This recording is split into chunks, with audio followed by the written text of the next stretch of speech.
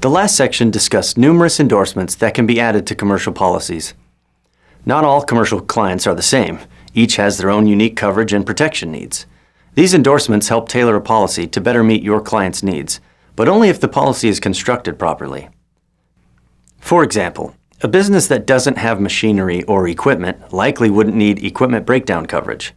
But what if that same company has copy machines that are leased, or an industrial printer that's on loan to the company? It's crucial that a producer get as much information as possible from a prospective client to determine the full scope of coverage needed when a policy is first applied for. Having said that, the needs of commercial insurance clients evolve over time, and a smart producer will maintain contact with their commercial insureds to make sure coverage is current and applicable to the client's needs. Likewise, coverages that are available have changed significantly over time. 20 years ago, identity theft and cybercrime were in their infancy, and anyone who experienced a loss from these crimes was probably simply out of luck.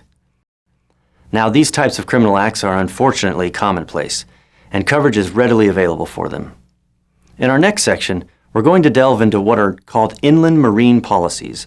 When you hear the term marine, the natural inclination is to think of things like rivers, lakes, oceans, and other bodies of water. But inland marine coverage isn't coverage for losses on waterways. That's called ocean marine, and is a separate set of contracts. Ocean marine can cover everything from a riverboat cruiser to an 1,100-foot-long oil tanker.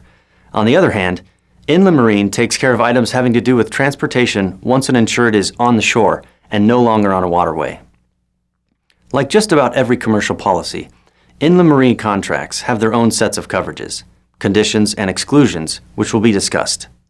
You'll see that the conditions and exclusions found in these contracts mirror those you've already seen. Criminal activities? Excluded. Intentional acts? Excluded. Have to notify the police if a law has been broken? Of course. It's important that you spend a good amount of time studying the conditions and exclusions for inland marine. Like other producer issues, a lack of knowledge here can have serious consequences for the client, and thereby the producer. This section will discuss concepts and coverages specific to a particular client's needs. This coverage can ensure exposures such as accounts receivables not being paid because of a client's data and records being lost due to a covered risk. We'll discuss various inland marine coverage forms that are referred to as filed and non-filed forms. This designates whether a form has been filed and approved in a particular state, or whether an insurer can create their own form and use that instead. Coverages that affect specific industries are discussed in this section. For instance, we'll look at protections for businesses that hold customers' property in trust with a bailee's coverage form.